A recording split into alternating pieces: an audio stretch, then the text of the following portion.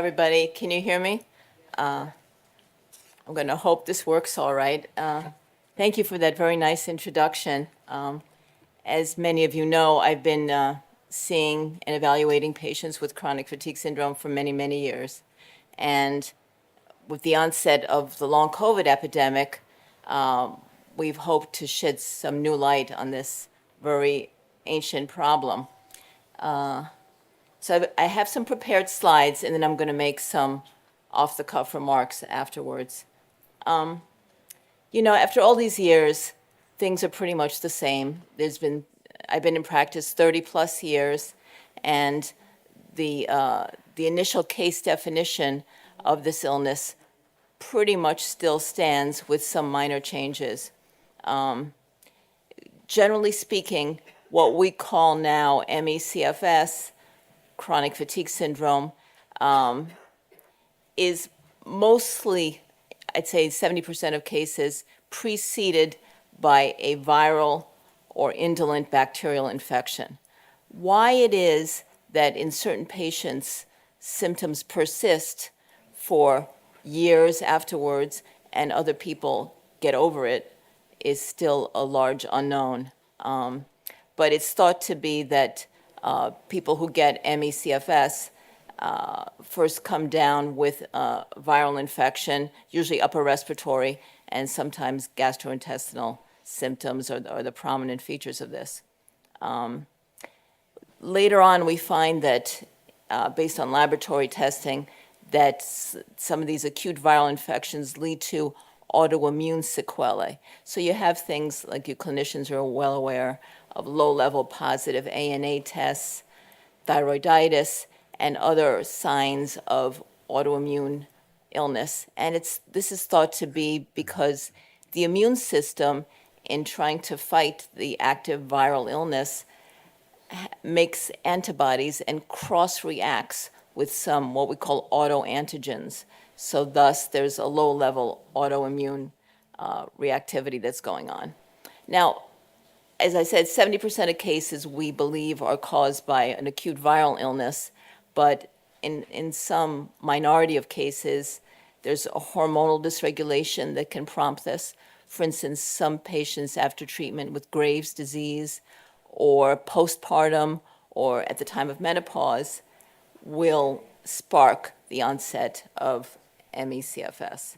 I'm going to just go very quickly through the Los Angeles 1934 epidemic, which is one of the few earlier pandemics that we know of that was well characterized. At that time, patients exhibited fatigue, post-exertional malaise, and some neurological symptoms. These are very interesting, by the way, so I urge many of you to go through the archives. You can go on PubMed or Google Scholar and really read some of the firsthand accounts by doctors back then who did not have the luxury of the laboratory testing that we have available to us now.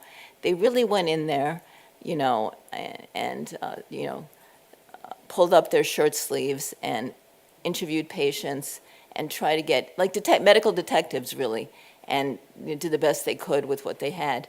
And some of the descriptions of these earlier pandemics are remarkably similar to what we see today. So in any event, in the Los Angeles epidemic, this was characterized by neurological symptoms mainly. It occurred during the time frame May through December. Again, 75% of people affected were female, 39 years of age or younger, and the attack rate was 4.5%. Another famous epidemic that has been written about took place in Akureyri, Iceland, and this was more community-based as opposed to institutional. And this epidemic occurred in the winter months. 70% were age 20 or older, and this was classified at the time as a benign meningoencephalomyelitis. If you read some of the literature, you'll see that Melvin Ramsey, who was a big champion for ME/CFS, really objected to the description benign. He said, this isn't benign. this is a really debilitating illness. So even back then, there were some champions of the illness that could attest to the debilitating symptoms of this disorder. There were some young children affected, spared patients, but interestingly, the nursing staff was affected. And this is also true of the Punta Gorda epidemic, which I'll describe a little bit later.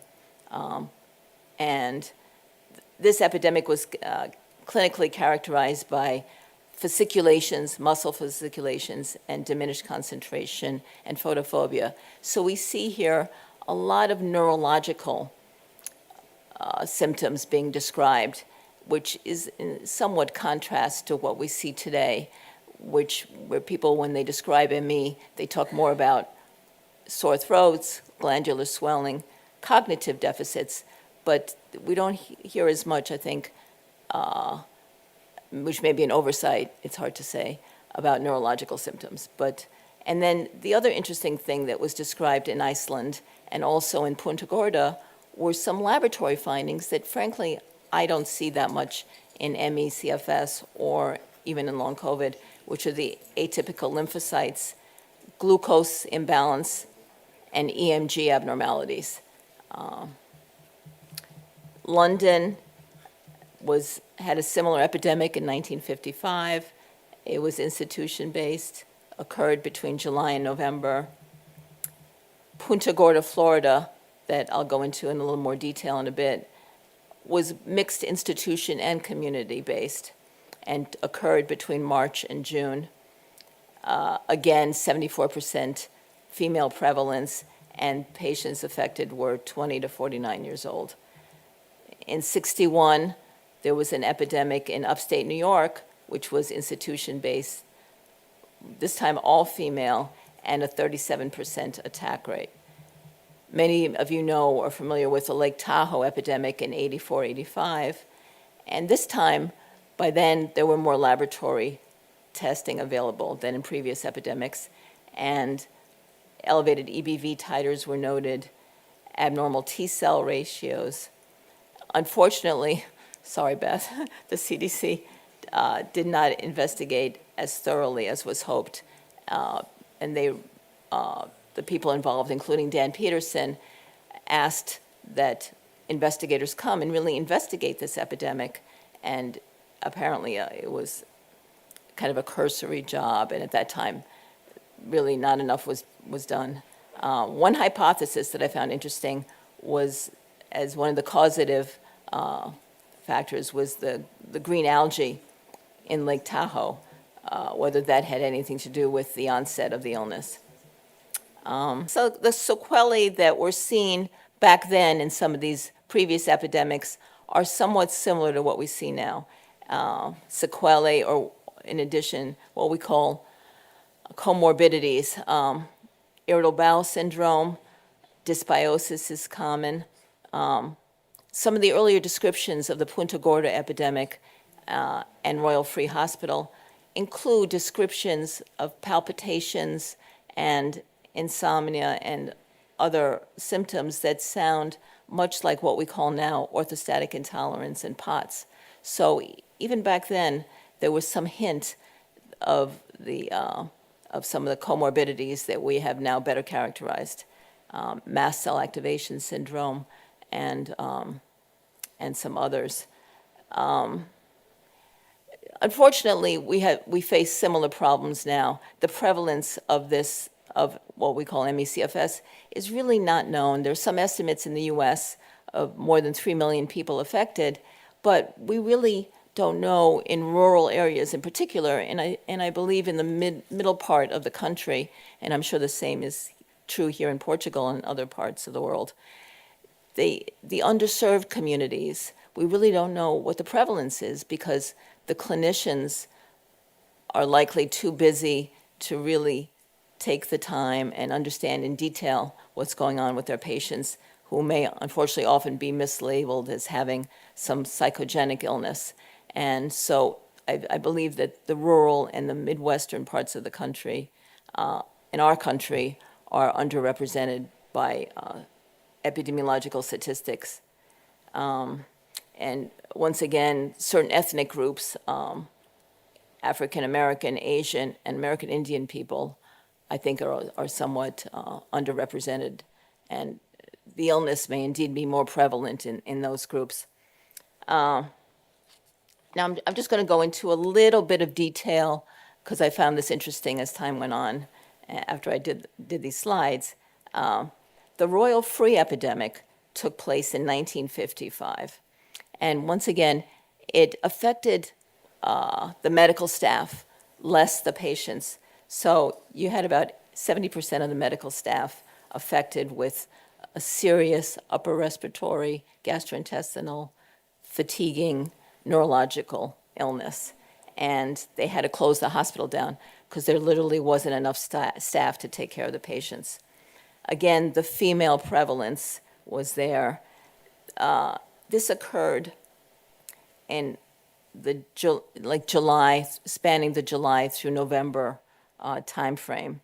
And an interesting other fact about some of these earlier epidemics is they tended to occur in cooler climates and not so much in you don't hear much about it in tropical areas.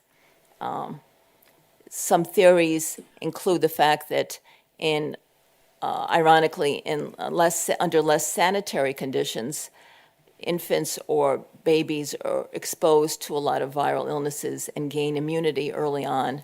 So therefore, they're protected from getting ME/CFS or something like it later on. So that's one thought as to the underrepresentation of this illness in tropical areas. Anyway, the royal free epidemic was characterized once again by upper respiratory symptoms, nausea, and vertigo.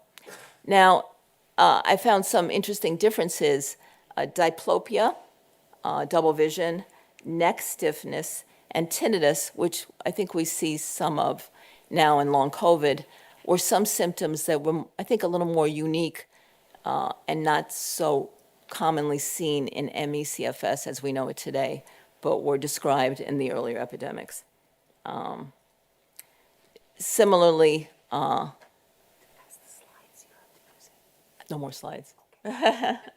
And some of on physical exam, so one of the frustrations, I think, for younger clinicians who are new to this area of ME/CFS is that there are, but not really, physical findings in patients with this. So therefore, it can't be real, right? But of course, that's not true. In the earlier epidemics, they found evidence of extensor plantar reflexes, for instance, and some other things like the atypical lymphocytes, abnormal EEGs, and elevated LDH levels, which frankly I haven't seen in the current ME patients so very much. One explanation could be that when we see patients, typically they're 4, 5, 7 years into their illness, so we don't see them in the early acute stages.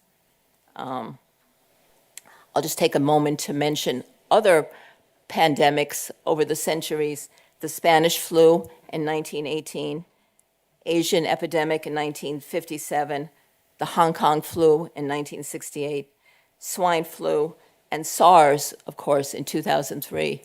Not much has been written about the sequelae of these other epidemics, but there must be many sufferers around the world that have what we call ME/CFS as sequelae of those epidemics. Now, so Melvin Ramsey was involved in investigating the original royal free epidemic in 1955. He and others went back in 1990, and this was published in Postgraduate Medicine, and examined those 400 or so patients that they could still get their hands on almost 35 years later.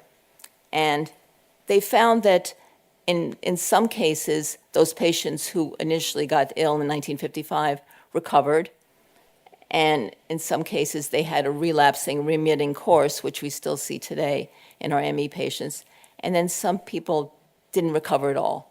So you have these three different sequelae, which I think still holds true in our current population. And many of those patients from the Royal Free epidemic did demonstrate cardiovascular, endocrine, and central nervous system sequelae as well when they examined them more closely. Once again, 73% were female, and mostly healthcare workers were involved.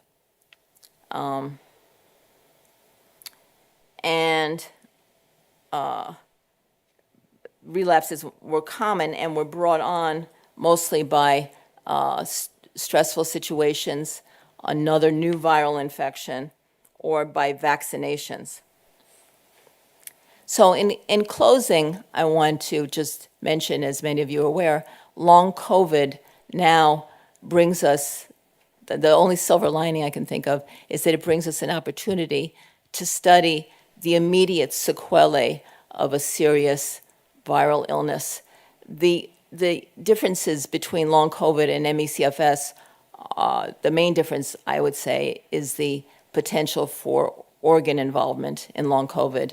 As you know, many patients are left with pulmonary and cardiac involvement, and we don't see that in non-COVID related ME/CFS.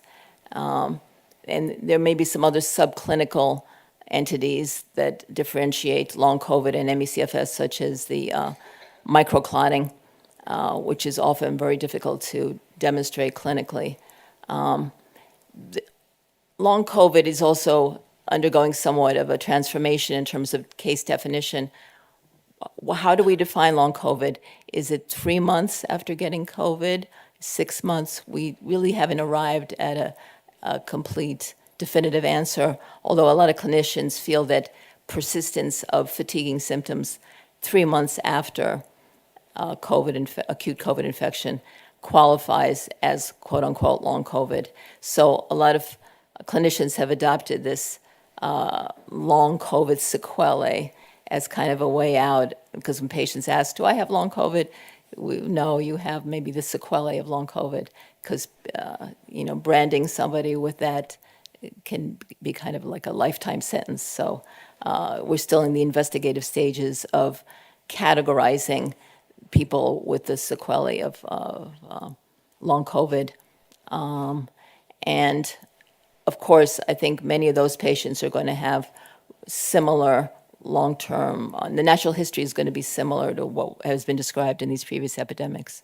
You're going to have people who recover completely and others that don't and have more of a relapsing, remitting course, and then some people who really don't get better at all. And the other confusing part of this, as many of you know, is that people are often getting second, third, and fourth COVID infections on top of their first infection. And some of the sequelae of the so-called lesser variants are just as devastating as the initial infection. I'll just mention in passing vaccine injury as well. This is being seen a lot and has some overlap in terms of sequelae to actually getting long COVID.